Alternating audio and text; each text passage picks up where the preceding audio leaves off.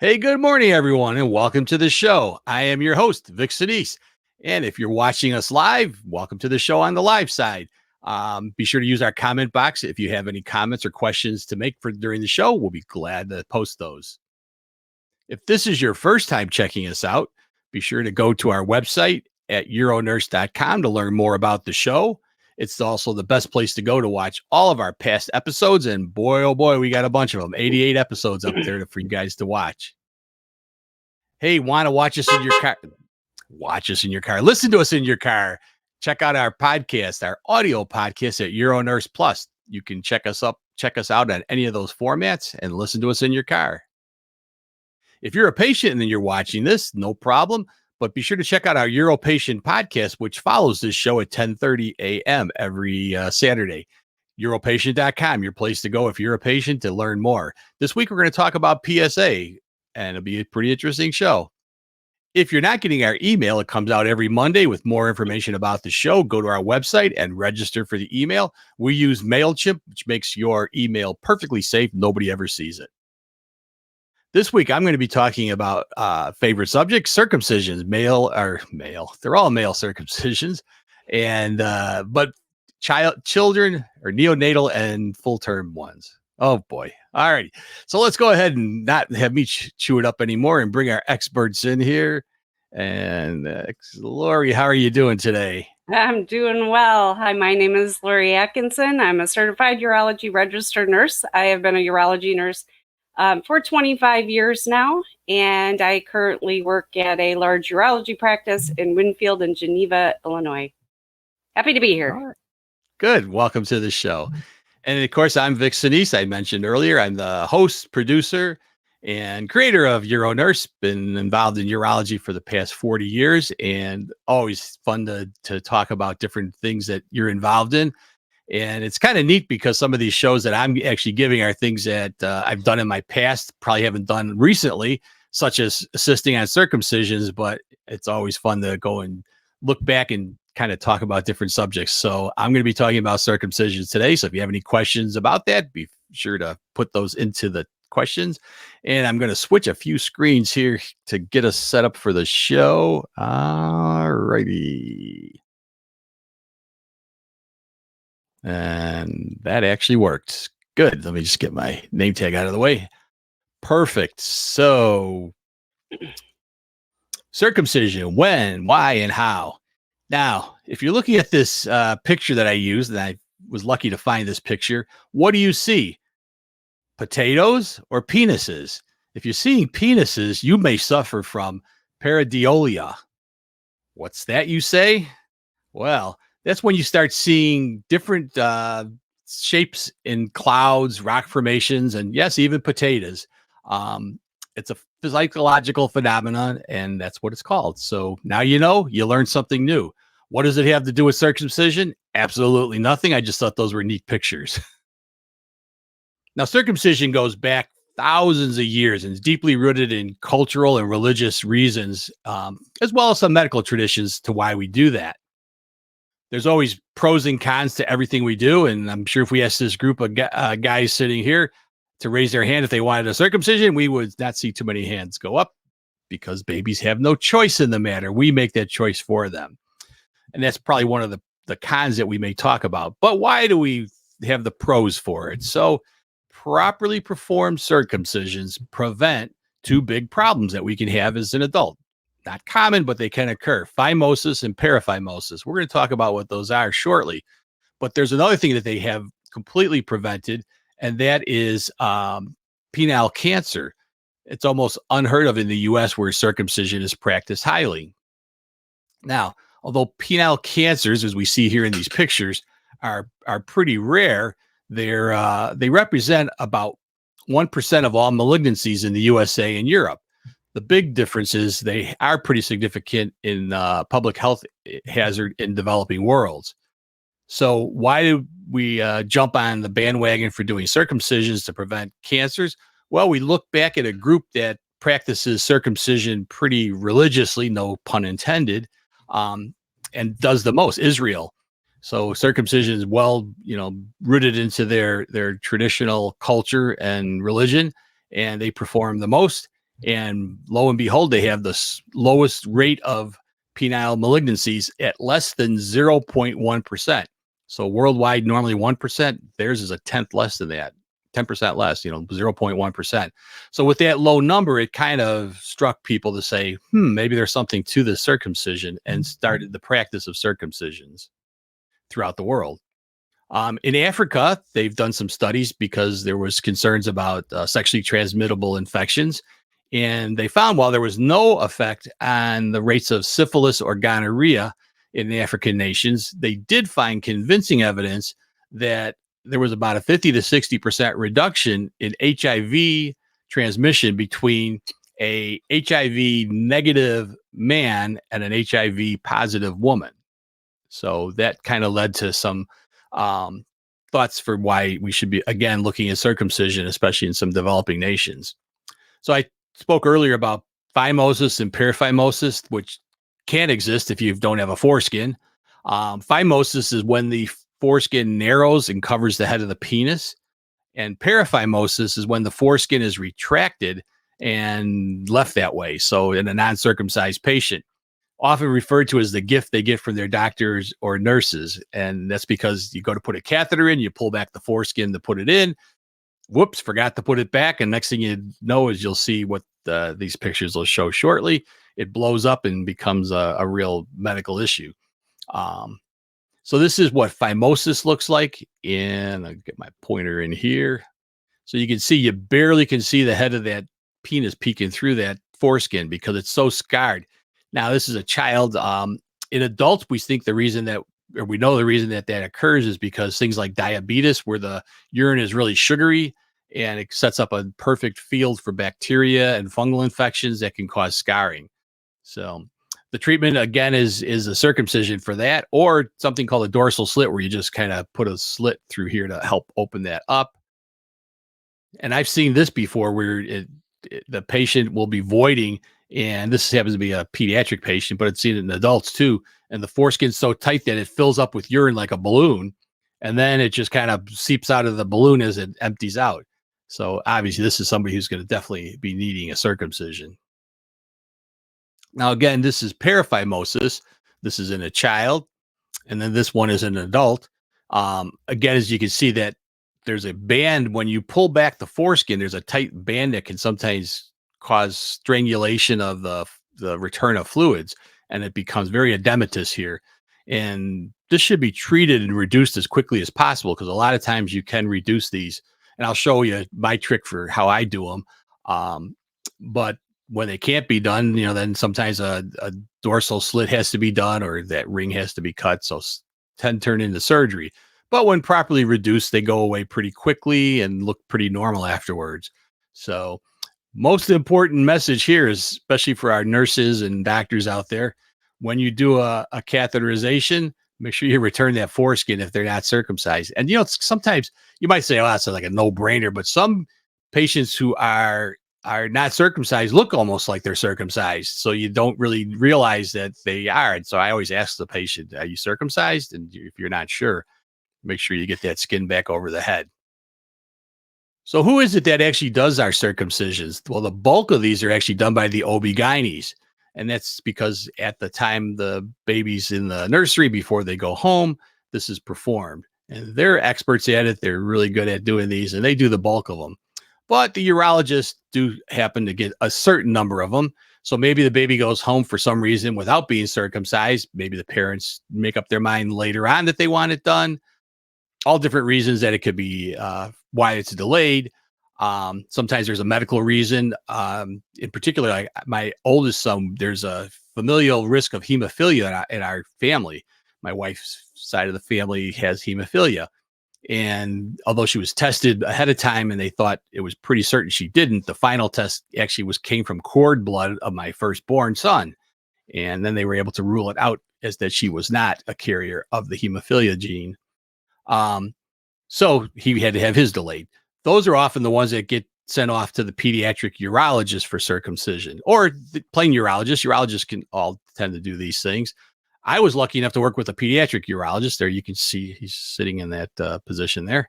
It's kind of neat because they have a few tricks and I think that are different than most. So I'm going to share some of those since I did a lot of circumcisions with that guy. One of the things is good equipment. These are done in the office. So this little board here is a must. You have to have some kind of restraining device.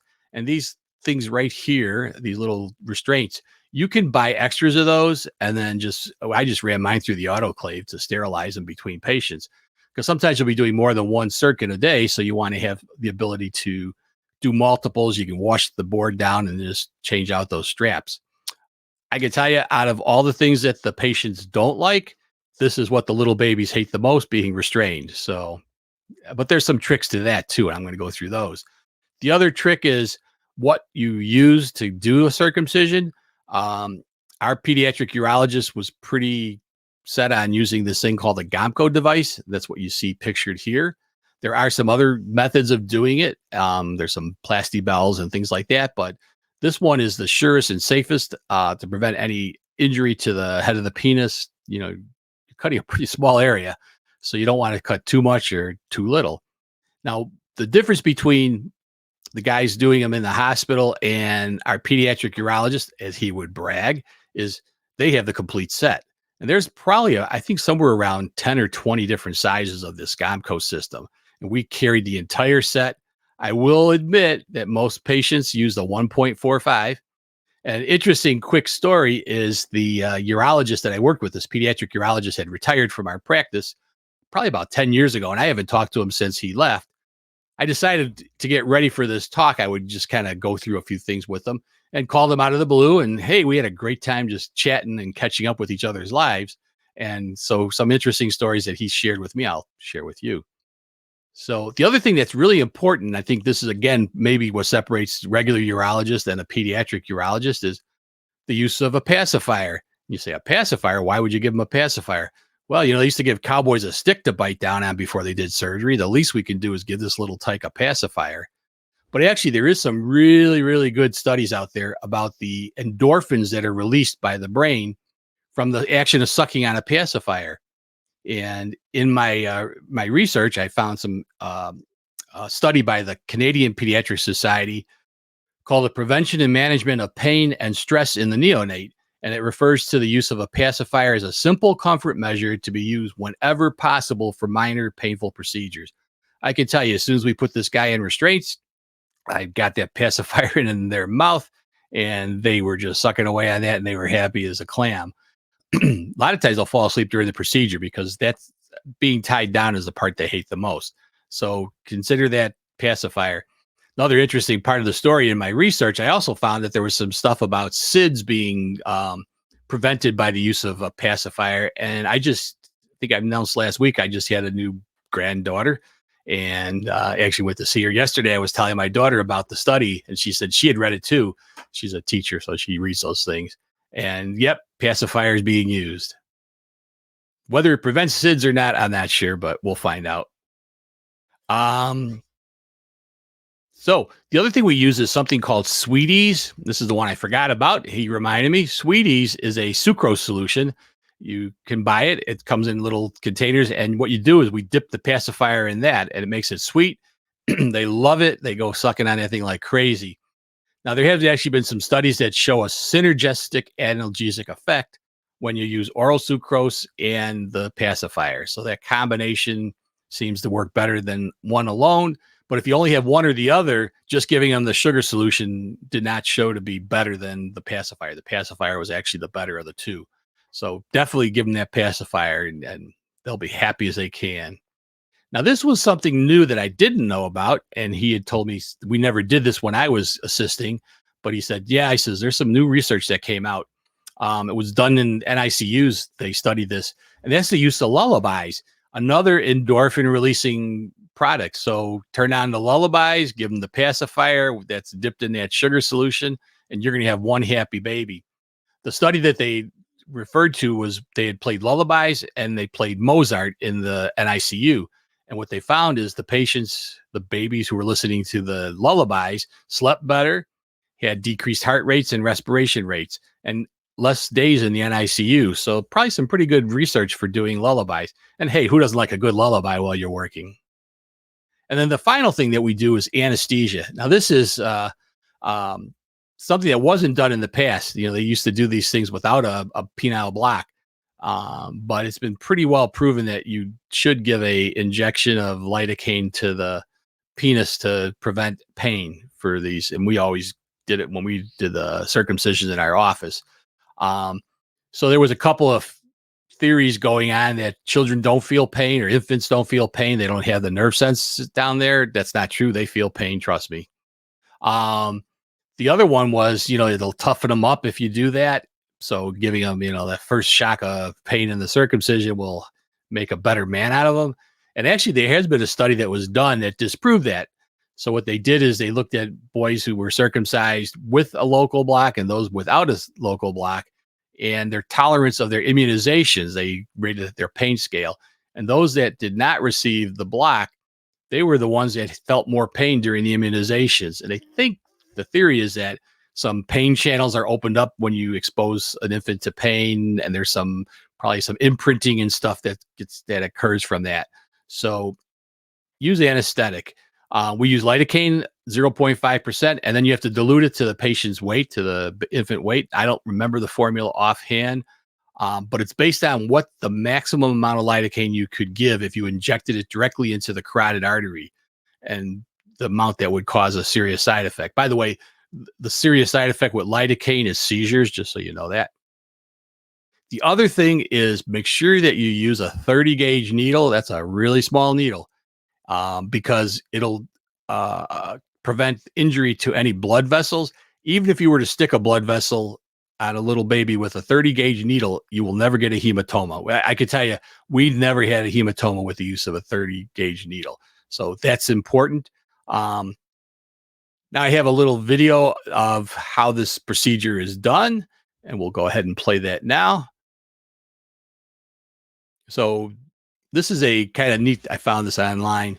They've got these rubber things that you can practice on, so you don't have to practice on a real baby. The hardest part of a infant circumcision is the adhesions, because they're not getting that break, the foreskin coming back and breaking those down like you do when it's an adult. So there's a lot of adhesions you got to get through. This shows the dorsal crush, where you just kind of take a hemostat and crush the skin so that when you cut through there, there'll be no bleeding.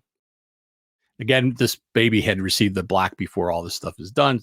They're not doing a thing. They're just sucking on that pacifier, happy as can be.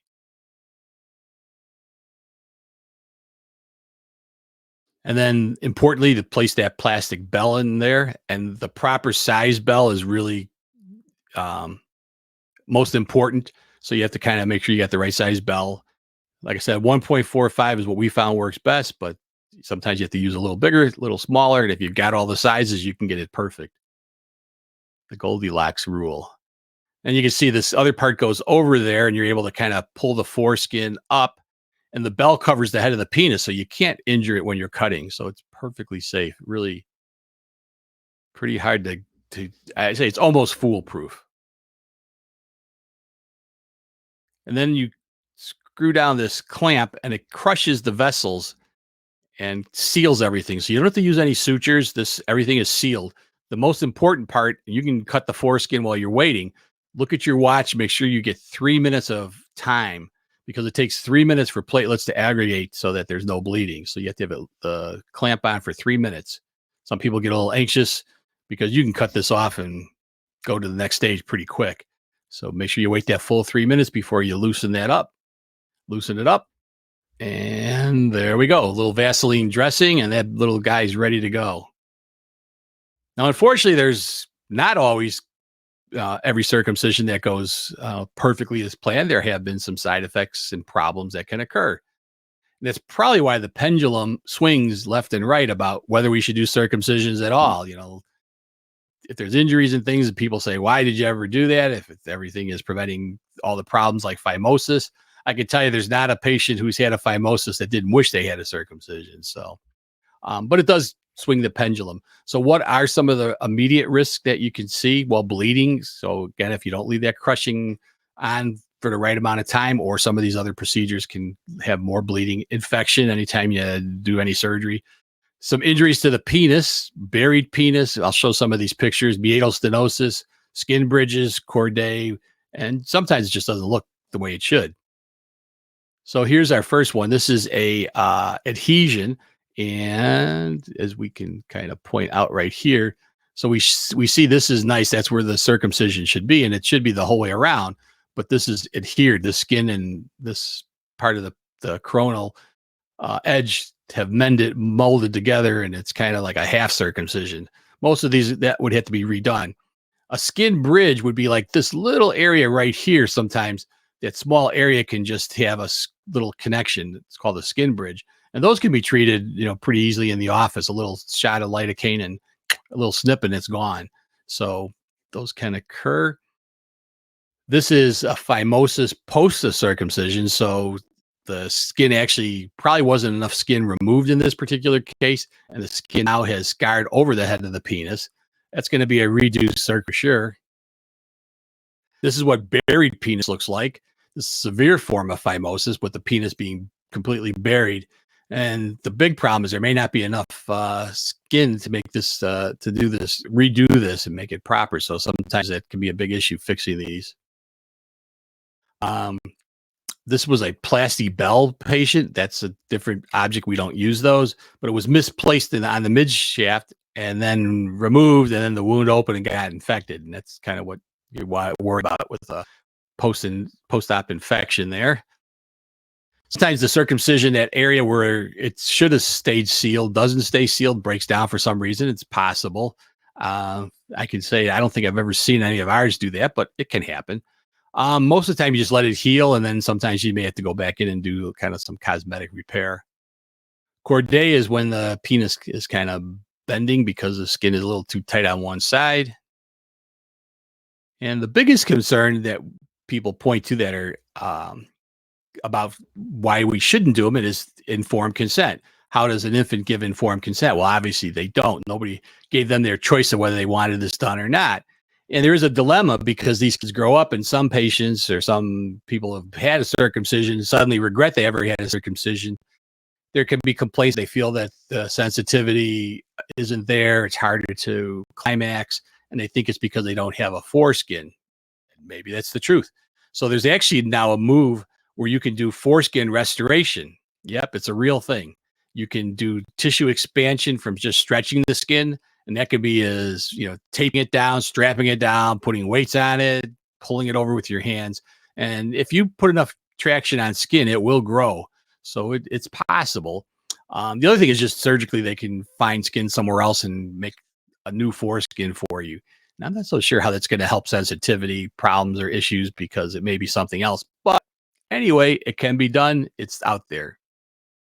So we're going to switch now to adult circumcision and sharpen those pencils. Why do we do adult circumcisions? Almost always it's because of a medical issue, a phimosis, or a paraphimosis. So again, just to kind of talk about it, we kind of mentioned what the phimosis was when there's scarring due to probably infection. But let's talk about the paraphimosis when the skin gets trapped behind, the foreskin gets trapped behind the head of the penis. As we said, that can occur because of a catheter placement and failure to replace it. The whole trick is to work on this as fast as possible to get it back, get that penis head covered by the foreskin. And you can sometimes just squeeze that area that you see right here, and that'll help to pull the fluid out of there, and you can push it back in. I'm going to show you a technique I call the push with your thumb, pull with your finger. I used to make rounds every morning before I started clinic at the hospital that we were on staff at. And I can tell you that I was called in many a times to check a swelling after a catheter was placed, and it was paraphimosis. So I got pretty good at replacing those. But anyway, this is a technique that I like to use, and its fingers are back behind that kind of edematous area, and thumb pushing on the head of the penis. The whole trick to this is patience. It's not going to go fast. What you're trying to basically do is get this fluid to kind of squeeze out of that area. And it will. So it's kind of a steady pressure, as you see here. We're just steadily applying pressure with our thumbs, kind of pulling the skin back over the head with your fingers. This is showing a little, you can sometimes pinch some of that fluid out to get the fluid to relieve. And you're pushing again. being patient. One of the big problems is sometimes you think you reduced it and you really didn't. You got it to go kind of inside, but that you'll kind of feel when it pops through that ring of skin that it's getting stuck on. And we're getting close here. So again, we're just kind of pushing, and it all of a sudden just pops through, and you can feel the foreskin come over. And this is done without anesthesia because the patient's already in pain. We're not really increasing their pain. Um, and the relief of having it done is so great that they're all pretty happy once it's done. So pretty simple to do. Um, Again, sometimes it doesn't always work. So then they either need a circumcision or a dorsal slit, or sometimes we just cut that little ring of skin that's trapping it. Again, here's a picture, what we had mentioned earlier about phimosis. So that's the penis is trapped by this skin that got infected and scarred over.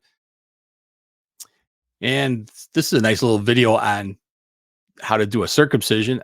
Adult circumcisions were my favorite because I got to assist with those too. And there's a lot, you'll see that it's probably one of those procedures that goes a lot quicker if you got a second set of hands. So that was me.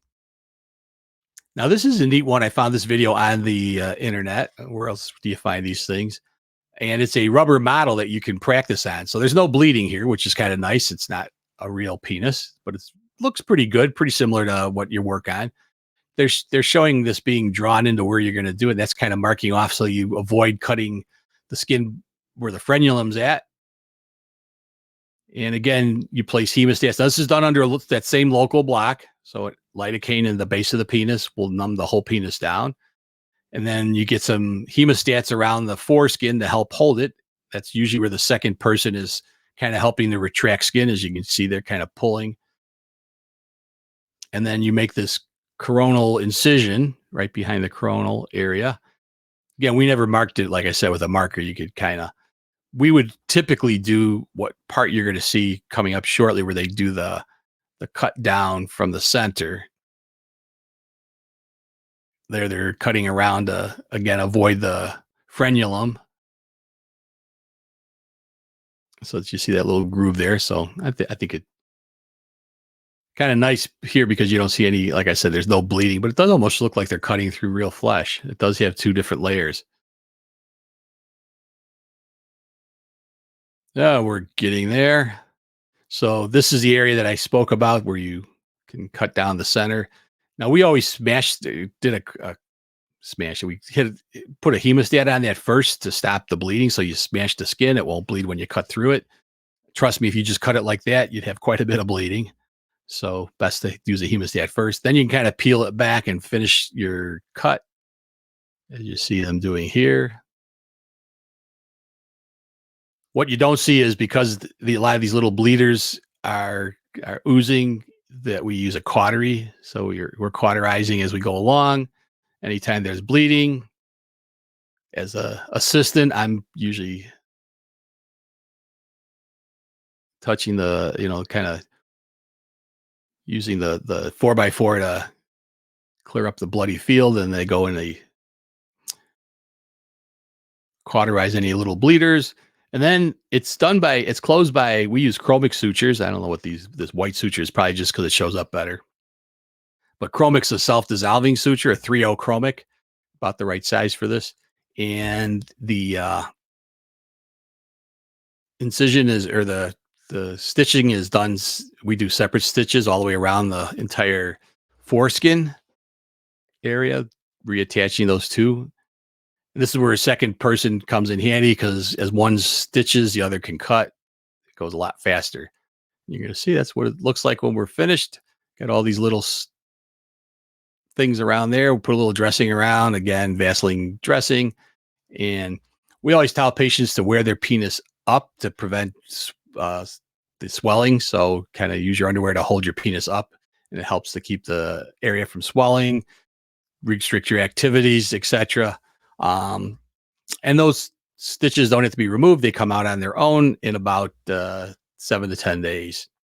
Same set of complications that we noticed with the infantile circumcisions, bleeding, infection, pain, discomfort, swelling, bruising, delayed healing, scarring, all these meatal stenosis, they can all occur anytime.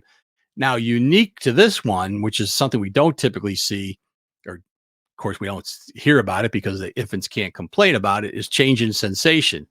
And we do see that. So one of the big concerns is because the penis has been covered all its life, and now all of a sudden it's exposed to underwear and things. A lot of times that the head of the penis is more sensitive because doesn't have a nice cover over it, and patients will complain about that. There's also been some studies where they compared men that were circumcised before puberty and then men that were circumcised during adolescence or later, and they rated sexual pleasure at the glans penis, and some have reported that there's less sensation, harder to climax, as I said, some discomfort in the penile shaft. So you name it, there's all sorts of complaints that come out. They did this on a study of about 1,000 men. They got 1,000 men who were uncircumcised and then 300 that were circumcised to kind of do this analysis. So not a huge study, but again, there was some note that there were some lower sensations and more difficulty orgasming found in this study. But like I said, the biggest complaint that we noted was with some patients, not all, was this complaint of, the penis just kind of feeling more sensitive as it hit the underwear. I think over time it toughens up. But one guy in particular, true story, was complaining about how much it was bothering him. I think he was kind of driving his wife nuts. He said it felt cold. It really bothered him. So his wife had this unique situation where she just was a knitter, and she decided to knit a little hat for his penis. True story.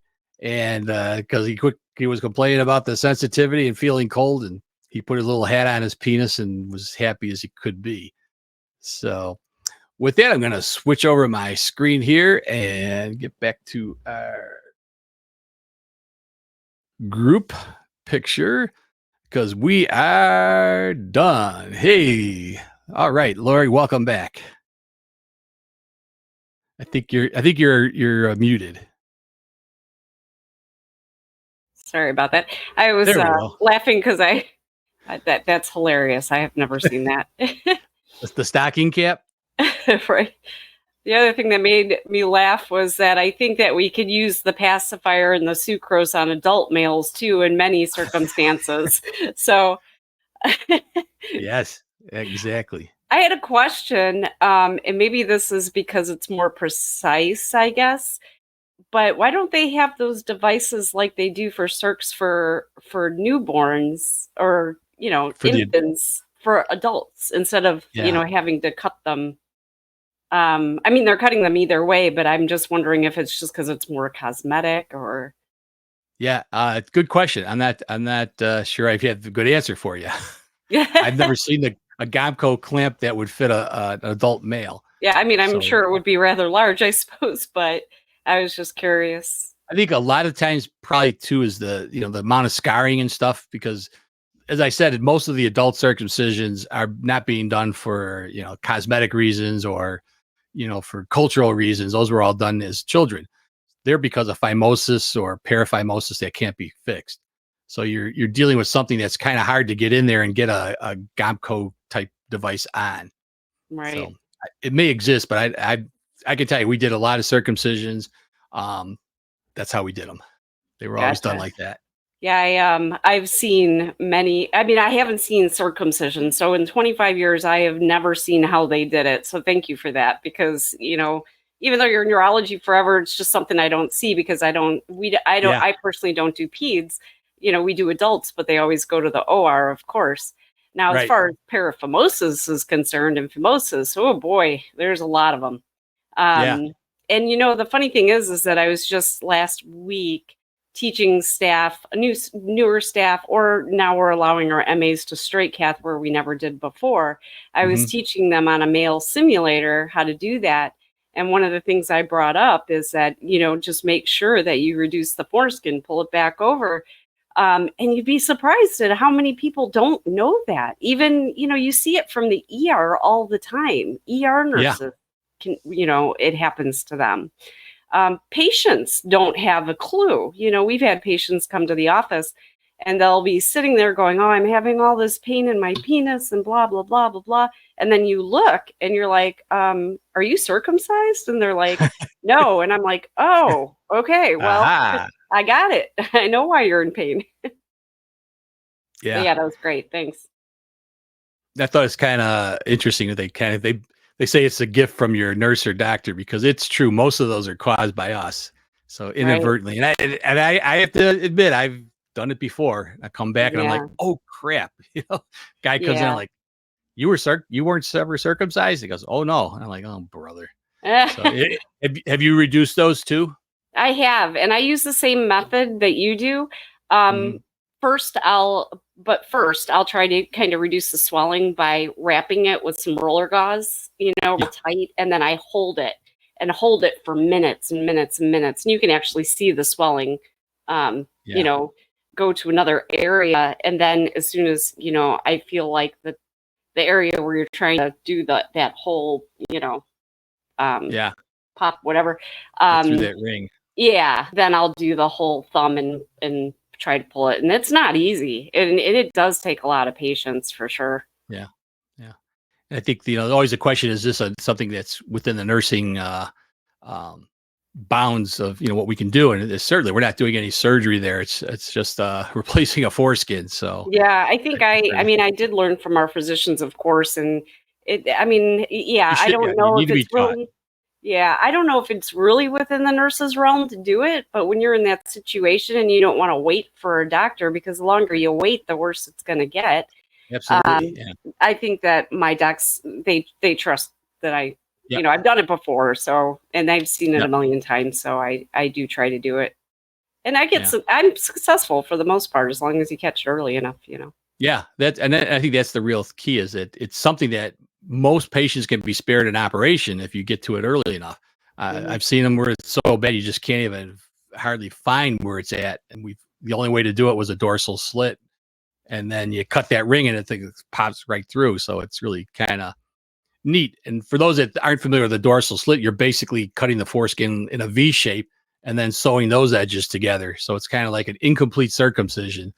But for an older guy that maybe isn't sexually active, that saves them going through a full circumcision, and it Yeah, relieves and that. I was always told early in my career, my urology career, that there's very few urology emergencies, and that's actually one of them. Yeah, That's an urgent matter. So, yeah, yeah. And I mean, and there's no question, it's painful. These patients come in because of pain and swelling, not just swelling. So. have you ever seen where it's over that time period where it's basically too late and they've lost blood flow to the tip of the penis? And where it's necrotic, fortunately, I Yeah, have not, but that's the yeah, I worst haven't case either. scenarios. You can get necrosis from that, so long term. I think it's because it's so painful. I think people, Yeah, obviously get in quickly for that. So, but I mean, diabetics that would possibly have less, sensory, or somebody with spinal cord injury that maybe has no sense down there, it's possible. So it's a moment for patient education too. I think when you're dealing with a man who's not been circumcised with a catheter, is educating him. I always tell patients, as part of their how to keep it clean, pull back, clean around the tip of the catheter, but make sure you replace your foreskin. It could mhm, swell. I think if you give them that information, it's something that'll be preventable for them. for sure. Yeah, we do some cosmetic. Some men that obviously weren't circumcised as babies come in later in Mhm. life, and they do it because it's usually their partner that wants it, Right. more than themselves. They don't think it looks right. So, Right, right. and I've had some patients think, we talked about sensations, that they thought the foreskin was decreasing their sensation. So they wanted it removed for better sensation.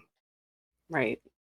By the way, for our viewers out there, if you have any questions, feel free to put those into the comment box. No matter how you're watching us, we'd be glad to take your questions. You guys are free to ask away, or if you got a story to share about your own experiences, let us know. We'll be glad to post those on the show. If not, it'll be a little bit shorter show. That's fine too.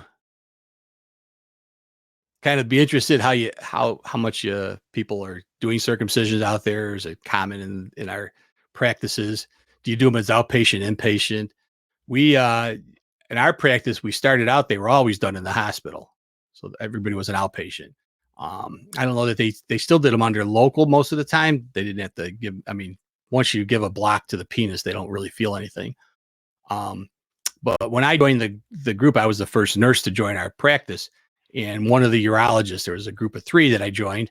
And the one guy was really kind of at the forefront of what I think happened in most of urology now, is said, why are we going to the hospital? We're wasting people's time. We're wasting my time. He says, I've got a nurse here who can assist. He goes, let's start doing these things in the office. So we started moving all this stuff into the office that was traditionally done in the OR. And adults, you mean, as well? Wow. Adult circumcision. We started doing those in the office. And it was, really, patients kind of liked it. They didn't have to go to the hospital. Again, once you give a block, it's really not any pain that's different in the hospital versus the office. As long as you have all the right equipment, I think you got a second set of trained hands to assist with the procedure, holding, clamps and things. It really works out well. So we've had no problems, no higher infection rates than hospitals get. So it was really a successful thing. And as I saw, more and more things moved from the OR to the office. Yeah, a lot of things are moving to the office more that you would never in a million years believe that you could do it in the office. But do we have any questions that come through that you can share? Oh, yes, we do, as a matter of fact. All right. Susie, do you have any tips? Susie, you're hilarious. No pun intended, for bringing back the foreskin after a catheter change. Yeah, that was that video I was showing, that even though there was no catheter in that, same thing. It's just the pressure and pulling back, pushing with your thumb, pulling back the skin with your fingers. Sometimes just if it's right after a catheter change, it should come back pretty easy. It's when it swells up that there's a problem. But even sometimes you pull back the foreskin and it does get stuck. I think that's probably what Susie's referring to. I've had that a few times. And sometimes you just pull the skin over and you didn't get past that ring of tissue that causes the constriction, and they'll swell up. So I'm always really, it seems kind of, weird, but I always kind of make sure I push the head of the penis so I know I could kind of feel that it's behind that ring of tissue. Yeah, I've even done that method with the catheter in, as opposed to, you don't have to take it out or anything. You could just, do it with it in. Yeah. And then we have April that said we perform more dorsal slits. We have older population. Yeah, I think that's a great point. I meant to put a video or at least a clip of the dorsal slit, but it's a mini circumcision. Like, as I kind of showed, it's just a V slit. All you do is take that hemostat, you crush down the center, cut through, and then sew those edges together. And it just fillets everything open just as good as a circumcision without going through the whole formal ordeal of removing all of the skin. Right. Heals faster. Plus, again, these are diabetics who don't always heal that well. So. Right. And Nancy, I cannot recall the details, but an article in your Urologic Nursing was about a clamp used in Africa applied by the RN that slowly over a week would cut through the foreskin. Wow. Yeah. Yeah, there is.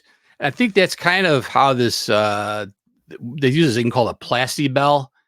And that's sort of how that works. I never assisted with it, so I didn't talk about it, but it's kind of that same situation. You pull the foreskin over this plastic bell thing and it just over time disappears or cuts through it. So wow. Yeah, there is something like that. Again, I never had experience with this, so I didn't want to talk about it. Yeah.